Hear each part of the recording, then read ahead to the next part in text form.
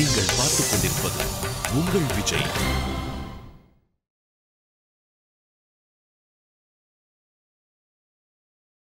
Hi and welcome to time pass with me Vignesh Karthik. இன்னைக்கு time பாஸ்ல நிறைய இன்ட்ரெஸ்டிங்கான விஷயங்கள்லாம் காத்துக்கிட்டு இருக்கு. ஷோக் போலாம் வாங்க. விக்னேஷ் சிவன் போடா போடி அப்படின்ற ஒரு திரைப்படம் மூலியமா நம்ம தமிழ் சினிமாவுக்கு இயக்குனரா அறிமுகமான ஒரு டைரக்டர் அப்படின்னு சொல்லலாம். ரெண்டு ஒண்ணுதால சும்மா ஒரு ட்விஸ்டுக்கு தான்.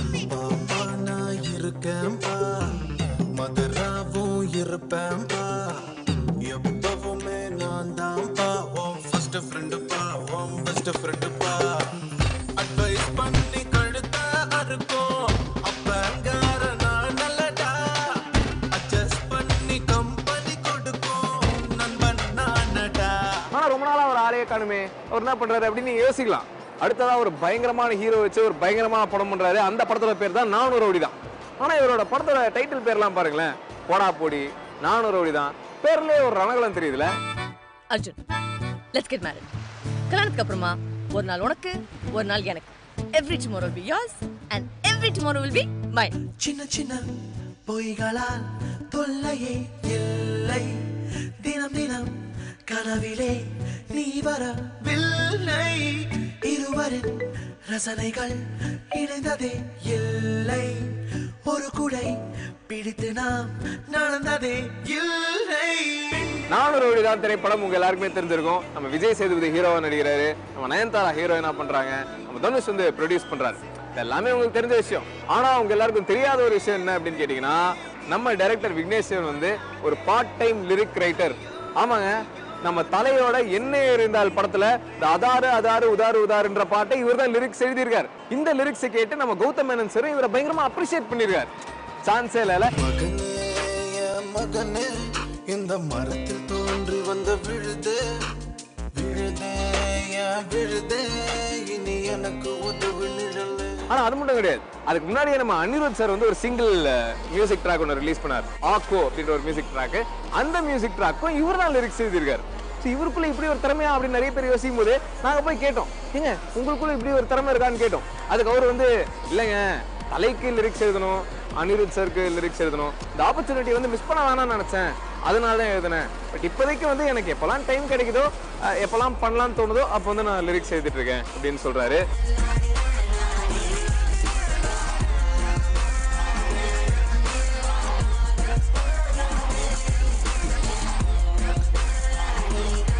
நம்ம விக்னேஷ் சிவன் அவர்கள் வந்து எப்படி ஒரு டைரக்டரா ஜெயிச்சிருக்காரோ, அதே மாதிரி ஒரு லிரிக் ரைட்டராகவும் தளபதி சூப்பர் ஸ்டார் உலக நாயகன் நம்ம நிறைய பேருக்கு லிரிக்ஸ் எழுதணும் அப்படின்ட்டு விஜய் டிவி சார்பா அவருக்கு நாங்க வாழ்த்துக்கள் சொல்லிக்கிறோம். காவிய தலைவன் திரைப்படம் கூடிய சீக்கிரம் ரிலீஸ் ஆக போகுது. உங்க எல்லாருக்குமே தெரியும், அது வந்து ஒரு பீரியட் பிலிம். வாங்க மக்கா வாங்க, எங்க நாடக பார்க்க வாங்க.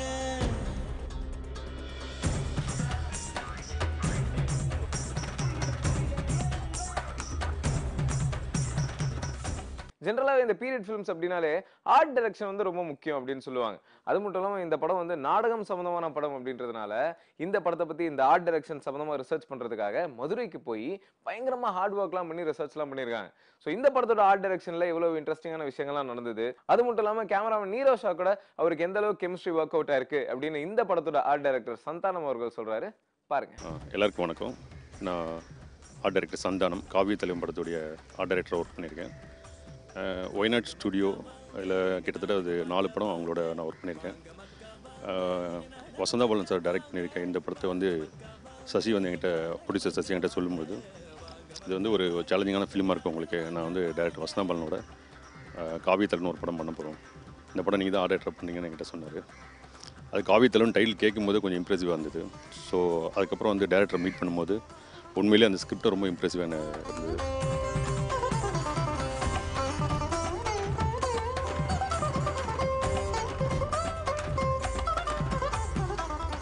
ஸோ ஒரு 1930 to 1940 இருக்க ஒரு ஸ்டேஜ் ட்ராமா, ஒரு ஸ்டேஜ் ஆர்டிஸ்டோடைய பேக்ட்ராப்பாக வந்து இந்த படம் நான் பண்ணியிருக்கேன் அப்படின்னு சொன்னார். கதையை பற்றி அவரோட டிஸ்கஷன் உட்காரும்போது கிட்டத்தட்ட ஒரு 3 hours இந்த கதையை ப்ரீஃப் பண்ணார். ஒவ்வொரு போர்ஷன் அவர் சொல்லும்போது பார்த்திங்கன்னா அவ்வளோ இம்ப்ரெசிவாக இருக்கும். எல்லா சீன்ஸும் அவ்வளோ தத்ரூபமாக அந்த ஸ்கிரிப்டை ரெடி பண்ணியிருந்தார். இது சேலஞ்சிங்கான ஸ்கிரிப்டாக மட்டும் இல்லாமல் எனக்கு கிடச்ச மிகப்பெரிய ஆப்பர்ச்சுனிட்டியாகவும் நான் நினச்சேன். ஏன்னா வசந்தபாலன் சார் கூட இது எனக்கு ஃபஸ்ட் டைம் நான் அவரோட ஒர்க் பண்ணுறது. ஏன்னா அவரோட படத்துக்கு நான் ஒரு ரசிகனாக அவருடைய படங்களை நான் பார்த்துருக்கேன். வெயில், அப்புறம் அங்காடி தெரு. ஸோ இந்த ஃபிலிமில் நான் அவருடைய ஒரு ரசிகனாக தான் அவரோட ஃபிலிம் நான் பார்த்தேன். ஸோ அவரோட சேர்ந்து ஒர்க் பண்ணக்கூடிய ஒரு சான்ஸ் இந்த காவியத்தலை மூலிமா எனக்கு கிடச்சிது.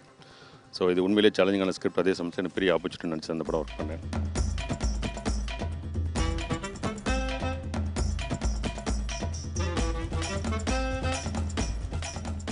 பேசிக்கலாக பார்த்தீங்கன்னா நாடக கலைஞர்கள் அப்படின்னாலே பார்த்தீங்கன்னா அவங்களுடைய ஒரு மையமான இடமா இருந்தது மதுரை மாவட்டம் தான். ஸோ இந்த ஸ்கிரிப்ட் அவர் சொன்ன உடனே எனக்கு ஃபுல் ஃப்ரீடம் கொடுத்தாரு. நீங்கள் போய் மதுரையில் நாடக கலைஞர் சம்மந்தப்பட்ட, நாடக சபாக்கள் சம்மந்தப்பட்ட, நாடக மன்றங்கள் சம்மந்தப்பட்ட நிறைய இடங்கள் இருக்குது.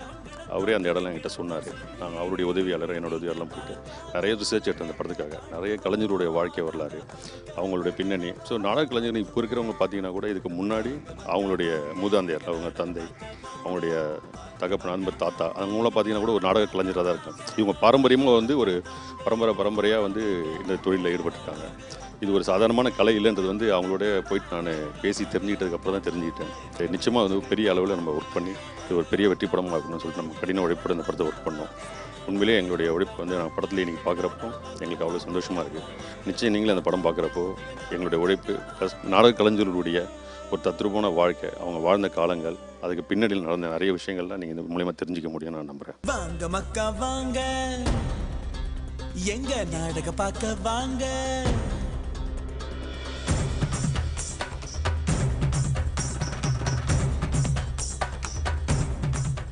இந்த படத்துடைய ஒளிப்பதிவு பார்த்தீங்கன்னா நீரோ ஷா. ஸோ நீரோ கூட நான் கிட்டத்தட்ட 4 படம் ஒன்றா ஒர்க் பண்ணியிருக்கேன், எக்ஸ்பீரியன்ஸ் இருக்குது.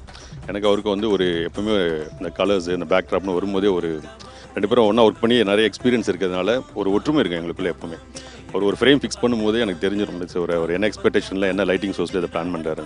ஸோ அதுக்கேற்ற மாதிரி நான் பேக்ட்ராப் பண்ணியிருக்கேன். ஸோ கண்டினியூவாக 4 படம் ஒரு கேமராமேனோட ஒர்க் பண்ணும்போது தெரியும் எங்களுடைய அண்டர்ஸ்டாண்டிங் எந்த அளவுக்கு இருக்கும் அப்படின்னு. ஸோ இந்த படமும் நீரோவோட நான் ஒன்றா ஒர்க் பண்ணும்போது இது ஒரு பெரிய ஃபில்மாக வந்துடும்ன்ற நம்பிக்கைகள் நிறைய வந்துருச்சு. ஏன்னா நீரோடைய எஃபர்ட் சாதாரணமான விஷயம் கிடையாது. நீரோ ஒரு சாதாரணமான கேமராமேனும் கிடையாது. ஏன்னா அவ்வளோ டெடிகேஷன் இருக்கும் அவரோட ஒர்க்கில். நிறைய விஷயங்களை டிஸ்கஸ் பண்ணுவார். கலர்ஸு, பேக்ரவுண்டு டிசைன்ஸு, பர்ஸ்பெக்டிவ், இதெல்லாம் ரொம்ப டீட்டெயில் கேட்பேன் என்கிட்ட. ஸோ 4 ஃபிலிம் ஒர்க் பண்ண எக்ஸ்பீரியன்ஸும் இந்த ஒரு படத்தோட எக்ஸ்பீரியன்ஸ் அவரோட ஒர்க் பண்ணது எனக்கு ஈக்குவல் தான் சொல்லுவேன். ஏன்னா இது 2 பேருக்குமே சேலஞ்சிங்கான ஃபிலிம் இது. ஏன்னா இது ஸ்கிரிப்ட் பேஸ்டே பார்த்தீங்கன்னா நாங்கள் ஒரு சினிமா துறையோடைய பேஸை டச் பண்ணியிருக்கோம்.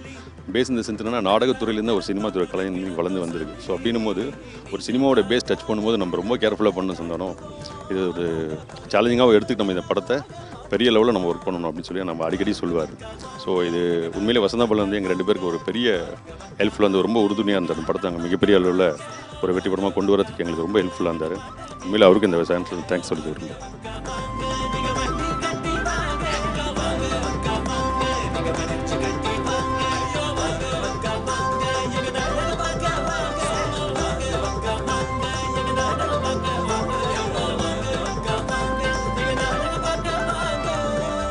November 20th அன்றைக்கி இந்த படம் ரிலீஸ் ஆகுது. இது எல்லாருடைய எதிர்பார்ப்புக்கு நிச்சயமாக பூர்த்தி பண்ணுற நம்பிக்கை இருக்குது. காவிய தலைவன் நிச்சயம் காவியம் படைக்கின்ற நம்பிக்கை எங்களுக்கு. நன்றி, வணக்கம்.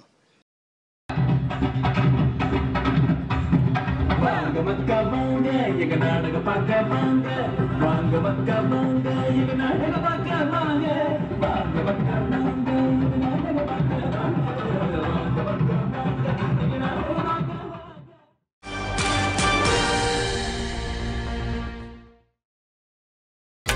நீங்கள் பார்த்துக் கொண்டிருப்பது உங்கள் விஜய்.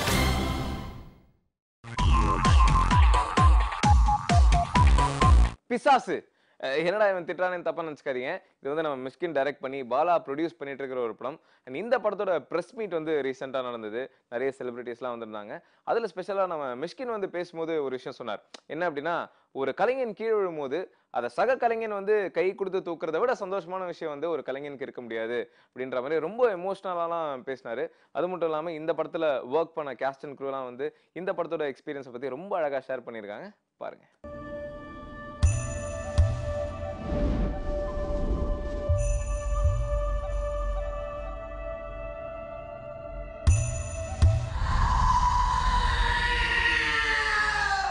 டைரக்டர் மிஷ்கினோட ஒர்க் பண்ணது எனக்கு இட் வாஸ் அ கிரேட் எக்ஸ்பீரியன்ஸாக இருந்துச்சு. ஒவ்வொரு விஷயமும் ஆக்சுவலாக இந்த லாஸ்ட் 1 இயராக இந்த படத்துக்கு நான் ட்ராவல் பண்ணியிருக்கேன். அவர் கூட ஒரு என்கிட்ட ஸ்டோரி சொன்னதுலேருந்து டிஸ்கஷன்லேருந்து, because I wanted to learn a lot of things from him. திரைக்கதை எழுத ஆரம்பித்த முதல் வார்த்தையிலிருந்து என் கூடயே பயணித்து ஒரு ஒரு நல்ல ஒரு திரைப்படத்தை நான் எடுப்பதற்கு உதவி செய்திருக்கிறார். நல்ல ஒளியை அவர் கொடுத்திருக்கிறார் இந்த படத்துக்கு. அவருக்கு நன்றியை தெரிவித்துக் கொள்கிறேன். இந்த படத்துக்காக நிறைய ரிசர்ச் ஒர்க் பண்ணியிருந்தேன். எல்லா விஷயங்கள்லையும் வந்து இந்த பேயை பற்றியும் சரி, அந்த நிறைய ப்ராப்பர்ட்டிஸ் யூஸ் பண்ணதை பற்றி. அதனால் இந்த படம் வந்து ஒரு ரொம்ப உண்மையிலே விஷுவலாக ஒரு ரொம்ப ட்ரீட்டாக இருக்கும். அது இல்லாமல் இந்த படத்தில் வந்து 2 மாபெரும் டைரக்டர்ஸோடு இணைந்திருக்கிறேன் போது it is a great honour to me.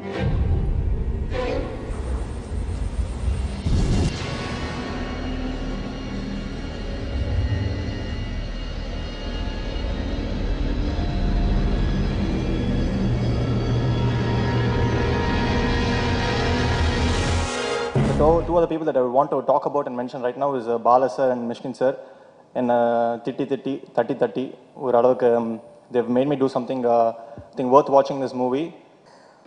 ரொம்ப கஷ்டப்படுத்திட்டேன் நாகாவை. நான் ஒரு 4 மாதம் பெண்டை கழட்டிட்டேன். ஆக்சுவலாக ஆஃபீஸ்லேயே இருக்க சொன்னேன்.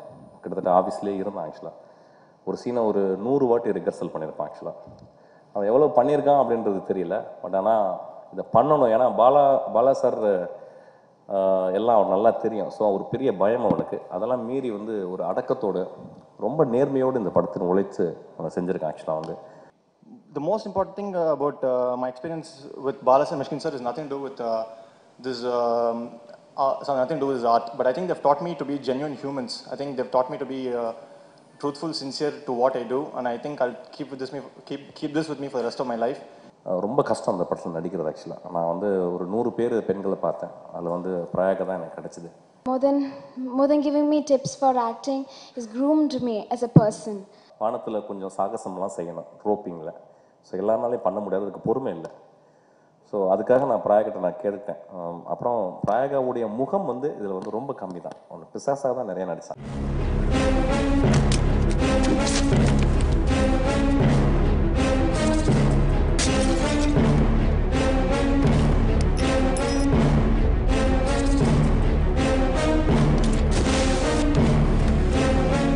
கவிஞராக மட்டுமே அறியப்பட்டிருக்கின்ற நான் இன்றைக்கு ஒரு பாடலாசிரியராக அறிமுகம் செய்யப்படுகின்ற இந்த மேடை எனக்கு மிக மகிழ்ச்சியையும் நிறைவையும் தருகின்ற மேடை. நான் மிக மதிக்கின்ற மிக முக்கியமான தமிழ் துறையுலகின் படைப்பாளிகளிடத்திலே நான் பாடலாசிரியராக அறிமுகமாவது என்பது எனக்கு உள்ளபடியே மகிழ்ச்சியை தருகின்றது.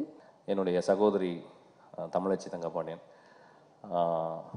அவங்க ரொம்ப அழகான ஒரு எழுத்தாளர். அவங்க ரொம்ப ஒரு மொழி உடைய வளம் அவங்க. ஸோ அவங்க வந்து நான் பாலா சார் கேட்டேன், சார் எனக்கு வந்து நான் எழுதணும், எனக்கு கொடுங்க. என்னடா எங்கள் அண்ணி எங்கள் படத்தில் நான் முதல்ல எழுதணும்னு சொல்லியிருக்காங்க, நான் தானே எழுத வைப்பேன்னு சொன்னார். சரி எனக்காக கொஞ்சம் அட்ஜஸ்ட் பண்ணிக்கேன், உங்கள் அண்ணி எனக்கு கூட நான் எழுத வைக்கிறேன் அப்படின்னா. சரி பாலா பெருந்தன்மையோட சரி போய் தொலைடா அப்படின்னு சொன்னார். ஆக்சுவலாக ஸோ ரொம்ப அழகான ஒரு பாடல். நாங்கள் ஒரு 2-3 பாடல் பண்ண நினச்சோம். ஆனால் ஒரு பாடல்லே என்ன ரொம்ப நேர்த்தியாச்சு. நான் ஒரு பாடல் பண்ணாமல் அதுக்கு எங்களால் மீறவே முடியல. அந்த பாட்டு ரொம்ப அழகாக அவங்க எழுதியிருக்காங்க. ஆக்சுவலாக என்னுடைய நண்பருமான மிஷ்கினுடைய இயக்கத்தில் இந்த பாடலை எழுத கிடைத்த சந்தர்ப்பம் எனக்கு ஒரு நல்ல தொடக்கம் என்று நான் நம்புகின்றேன். மிக குறிப்பாக நம்பிக்கைக்குரிய இளைய இசையமைப்பாளர் அந்த பாடலுக்கு இசை அமைத்திருப்பது கூடுதல் மகிழ்வை தருகின்றது. நீங்கள் நம்ப மாட்டீங்க ஃப்ரெண்ட்ஸ், நான் இதுவரை வேலை செஞ்சேன். நான் ரொம்ப மிரண்டு போனது இளையராஜா கிட்ட. அவர் ஒரு பெரிய கடவுள் மாதிரி. ஸோ அவரை பற்றி சொல்ல முடியாது.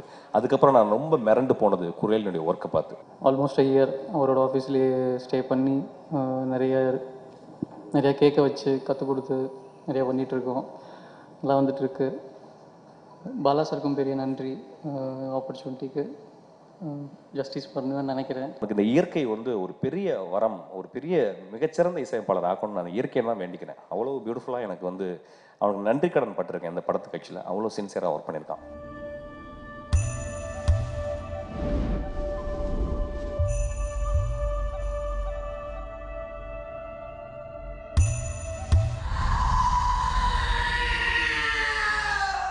என்னுடைய பாலா ஓனாய் ஆட்டுக்குட்டி பார்த்துட்டு கண்ணீரோட வெளியே வந்து என் கார் ஓட்டி நீ ஆஃபீஸ் போடான்னு சொன்னார். நான் போனேன். உள்ளே போய் உட்காந்துட்டு என்னடா பண்ணுறேன்னாரு. நான் படம் பெருசாக போகலை. அப்படியா, சரி என்ன பண்ணலாம், ஒன்றும் தெரியல, சரி போ, நாளைக்கு நீ படம் பண்ணுற போ அப்படின்னாரு. ஒரு கலைஞன் கஷ்டப்படும் பொழுது நான் தைரியமாக சொல்வேன் என்னை கலைஞன் என்று. இது இருமாப்பில் சொல்லவில்லை, நான் உழைத்து கொண்டு இருக்கிறேன், ரொம்ப கஷ்டப்பட்டு உழைக்கிறேன், அவ்வளோ கஷ்டமாக இருக்குது.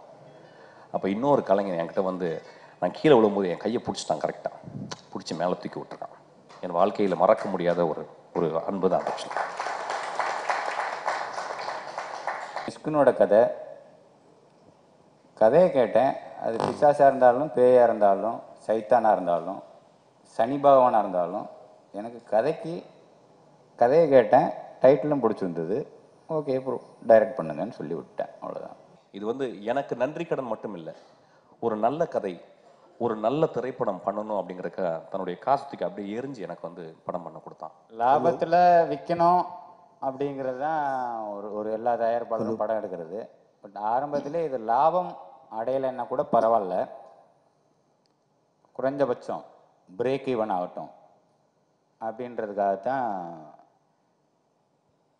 இந்த பிசாசு, இந்த மிஸ்கின்ற பிசாசை டைரக்டராக போடுறதுக்கு முடிவெடுத்தேன்.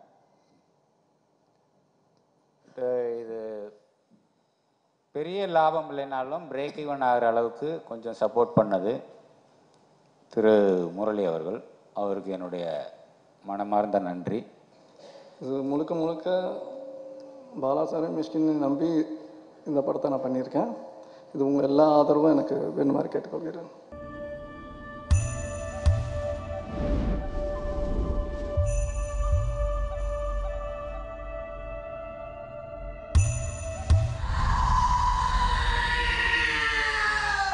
ஸோ நான் பத்திரிக்கையாளர்னு திரும்பி கேட்டுக்கிறேன், இந்த படம் நல்லா இருந்துச்சுன்னா நல்லா எழுதுங்க, ஓனா எடுத்துக்கிட்டு மாதிரி மிகப்பெரிய நான் உங்களுக்கு வாழ்க்கை முழுவதும் கடமைப்பட்டிருக்கிறேன். I am very very proud to be here in this stage. So I dedicate this movie for my child Bhuvanesh, அப்புறம் என்னுடைய நண்பன் ஜோயல், சுரேஷ், அப்புறம் அசிஸ்டன்ஸு, என்னுடைய டெக்னீஷியன்ஸ் எல்லாருக்கும் எனது ஆழ்ந்த மனத்திலிருந்து நன்றி தெரிவித்துக் நன்றி.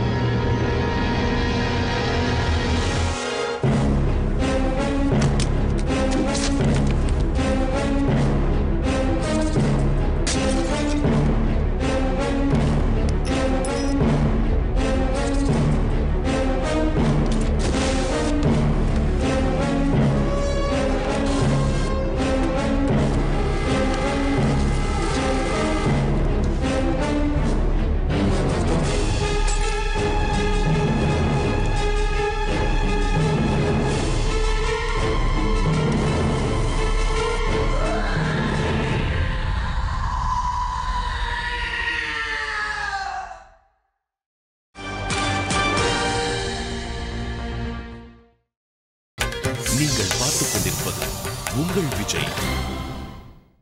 இன்னைக்கு விஜய் கோல்டன் மூமெண்ட்ஸ்ல நாம வந்து என்ன பார்க்க போறோம் அப்படின்னா 2007ல வந்து நம்ம கஜினி படம் வந்து ரிலீஸ் ஆச்சு. அந்த டைம்ல நம்ம ஹீரோ சூர்யா சார் வந்து காஃபி வித் அனு கெஸ்டா வந்திருந்தார். அப்ப அந்த காஃபி வித் அனுல வந்து அவரோட தம்பி கார்த்தி கூட வந்து சின்ன வயசுல அவரோட ரிலேஷன்ஷிப் வந்து எப்படி இருந்தது, எந்த அளவுக்கு வந்து கார்த்தி வந்து கொடுமைலாம் படுத்திருக்காரு, எந்த அளவுக்கு சண்டைலாம் போட்டிருக்காரு அப்படின்னு சொன்னார். அதே கார்த்தி கூட வந்து காலேஜ் சேர்ந்ததுக்கு அப்புறம் அவங்களோட அந்த பாசம் வந்து எந்த அளவுக்கு ஒர்க் அவுட் ஆச்சு, அப்படியே வந்து இணைப்பிரியா ஒரு அண்ணன் தம்பியா எப்படி மாறினாங்க அப்படின்ற விஷயங்கள்லாம் ரொம்ப அழகா ஷேர் பண்ணிருக்காரு. நீங்களே பாருங்களேன்.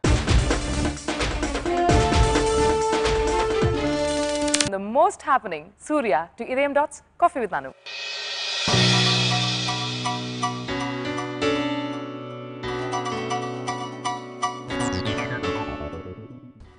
Welcome to the show. Hi.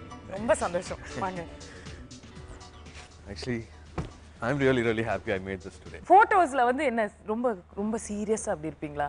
வராது, என்னமோ தெரியல. இது வந்து பயம் எல்லாம் இந்த தனனில கமல் சார் சொல்ற மாதிரி அதுக்கு பயம் இதுக்கு பயம்ங்கிற மாதிரி ஆனா நீங்க பயப்படுறீங்களே, ஆனா கார்த்தியை ரொம்ப நீங்க பயமுடுத்திருக்கீங்களாமே ராத்திரில. அதான் எல்லாரும் தூங்குவாங்க, அப்ப நீங்க பயமுடுத்துவீங்க. டைம் பாஸே அதான். கொஞ்சம் இன்ஃபீரியாரிட்டி காம்ப்ளெக்ஸ் அது டோட்டல் ஆப்போசிட்டா கான்ட்ராஸ்டா மாறிடும்ல. அதுக்கு எனக்கு நான் பெரியவனா அவன் சின்னவனா, அதனால வந்து ஒரு சின்ன ஒரு டாமினேஷன். நீங்களும் கார்த்தியும் சேர்ந்து பிராங்க்ஸ் எல்லாம் ப்ளே பண்ணிருக்கீங்களா? நானும் கார்த்தியும் சேர்ந்து கார்த்தி நிறைய சுத்த விட்டுருக்கேன், ஓட விட்டுருக்கேன், அடி நிறைய போட்டிருக்கேன். இப்ப அடிக்க முடியாது, இப்ப பெருசா ஆயிட்டான். இப்ப குட்டி தம்பிலாம் சொல்ல முடியல. மாங்காய் திருடி இருக்கோம், அந்த மாங்காய்க்காக உருண்டு உருண்டு சண்டை போட்டிருக்கோம். அவனால என்ன அடிக்க முடியாது, ஸோ கிள்ளி வைப்பான், கீறி வைப்பான். இன்னும் கொஞ்சம் தழும்பெல்லாம் இன்னும் அப்படியே இருக்குன்னு நான் சொல்லுவேன். தம்பி கூட யூஎஸ் போனதுக்கு அப்புறமா I really mist him and எங்களோட ரிலேஷன்ஷிப்பே மாற ஆரம்பிச்சது. நானா இருந்தா கண்டிப்பா அப்படி போயிருக்க மாட்டேன் அப்படின்ட்டு ஒரு விஷயம் தோணுச்சு. எப்பவுமே வந்து அவன் நம்மளுக்கு ஒண்ணுமே பண்ணதில்லையே, சின்ன வயசுலேயே நம்ம அவனை அடிச்சுட்டே தொல்லை கொடுத்துட்டே இருந்திருக்கோம். என்னைக்காவது அவனை தோல்ல கையை போட்டுட்டு வாடா அப்படின்ட்டு சிரிச்சு பேசியிருக்கனா, ஒன்னா போய் கொஞ்சம் சாப்பிட்ருக்கனா, இல்லை அட்லீஸ்ட் அவ ஸ்பெண்ட் டைம் வித் என் சின்ன தம்பியாச்சே, உனக்கு லைஃப்ல ஏதாவது பிரச்சனை இருக்கா அப்படிங்கிற மாதிரி ஏதாவது கேட்டிருக்கேனா அப்படின்னு ஒண்ணுமே இல்லையே அப்படிங்கிற மாதிரியே தோணுச்சு. அப்புறம் நான் ரொம்ப சூப்பர் இந்த கீபோர்டில் வந்து டைப் அடிக்கிறலாம், டொப்பு டொப்பு டொப்பு டொப்பு அப்படின்ட்டு தேடி தேடி ஒரு பேஜுக்கு லெட்டர் அனுப்பிச்சேன். எல்டர் பிரதரா உனக்கு நான் என்ன யூஸ்ஃபுல்லாக என்ன பண்ணியிருக்கேன் அப்படின்னு யோசிச்சா ஒன்றுமே இல்லையே, ஒரு 15-18 வருஷம் வேஸ்ட் பண்ணிட்டேன் நான் உன் கூட டைம் ஸ்பெண்ட் பண்ணாமல் ப்ராப்பராக, அது திரும்பி கிடைக்காதே அப்படின்ட்டு வருத்தப்பட்டேன். உன்னை ரொம்ப அடிச்சிட்டேன், உன்னை எப்பவுமே வந்து தட்டியே வச்சுட்டேன், உனக்கு கான்ஃபிடன்ஸே இல்லாத மாதிரி பண்ணிட்டேனே அப்படின்னு நான் சொன்னேன். இல்லை அப்படின்ட்டு அவன் ஒரு லெட்டர் அனுப்பிச்சான். அண்ணன்னா அப்படி தான் இருக்கணும், நான் in fact I really look up on you, நான் உன்ன மாதிரி ஆகணும், உன்ன மாதிரி வரணும், உன்ன மாதிரி பிஹேவ் பண்ணணும், எனக்கு அண்ணன் இப்படி பண்ணுறான் நானும் இப்படி பண்ணுங்கிறது தான் எனக்கு எப்பவுமே தோண்டிட்டு இருக்குது. ஐ லிட்டரலி ஃபாலோ யூ. சின்ன வயசுல வந்து நீ என்ன சட்டை போடுவேன்ட்டு நான் வெயிட் பண்ணிட்டு இருப்பேன், குளிச்சுட்டு நீ வர வரைக்கும் அதே சட்டை தான் நானும் போடுவேன். So I always like you and I always followed what ever you done அப்படின்னு மாதிரி சொன்னால் அது அப்படியே பகிர்ந்த அழகே வந்துருச்சு எனக்கு. அதுலேருந்து அப்படியே மாற ஆரம்பிச்சது எங்கள் ரிலேஷன்ஷிப். நம்ம அஃப்கோர்ஸ் பருத்திவீரன்லாம் பார்க்கும்போது அப்படியே புல்லரிச்சது. படம் பார்த்துட்டு அவனோட பெர்ஃபார்மன்ஸு, அவனோட ஆக்டிங்கு அதெல்லாம் கண்டிப்பாக பிரமிப்பு கொடுத்துச்சு. படம் என்னடா படம் அப்படிங்கிற மாதிரி உருவம்லாம் தூக்குச்சு. பட் வீட்டில் வந்து அவனை கட்டி பிடிச்சி அழுக ஆரம்பிச்சிட்டேன். எனக்கு அழுகே வராது. ரீசெண்டாக ஞாபகமே இல்லை நான் எப்போ கடைசி அழுதேன்ட்டு. அன்றைக்கி வீட்டில் வந்து கட்டி பிடிச்சி அழுதேன். என் தம்பி இவ்வளோ கஷ்டப்பட்டுருக்கான், இவ்வளோ அடி வாங்கியிருக்கான், இவ்வளோ மண்ணில் புரண்டிருக்கான். ஏன்னா எனக்கு தெரியும் ஷூட்டிங்னா வந்து ரொம்ப அழகான ஒரு என்வாயர்மெண்ட் கிடையாது. அது நந்தா தமன் எல்லாம் பண்ணும்போது வந்து ஒரு ஆக்டரா வந்து how much he has gone through அப்படிங்கிறது எனக்கு தெரிஞ்சது. ஒரு ஃப்ரேம் பார்க்கும்போது தெரிஞ்சது. ஒரு ஷார்ட் பெர்ஃபார்ம் பண்ணுறதுக்கு எவ்வளோ பேர் முன்னாடி வெக்கம் இல்லாமல் இந்த விஷயங்கள்லாம் பண்ணணும், கொஞ்சம் கூட கூச்சம் இல்லாமல் பண்ணணும். அதுவும் ஃபர்ஸ்ட் ஃபிலிமில் இவ்வளோ ப்ரெஷரில் பண்ணியிருக்கான், இவ்வளோ he's faced and of course super bright கலர்ஸில் வந்து மின்னியிருக்கான் படத்தில். வந்து இப்போ கூட ரஜினி சார் ஒரு ஃபங்க்ஷனில் பேசியிருக்காரு அவனை பற்றி. அந்த மாதிரி லைக் எவ்வளோ வந்து வருத்தப்பட்டுட்டோ இல்லை வெயிட் பண்ணிட்டு இருந்தானோ அதுக்கேற்ற மாதிரி ஒரு பலன் கிடைச்சும் போது வெரி ஹாப்பி ஃபார் கார்த்திக். இல்லை வெரி ஹாப்பி.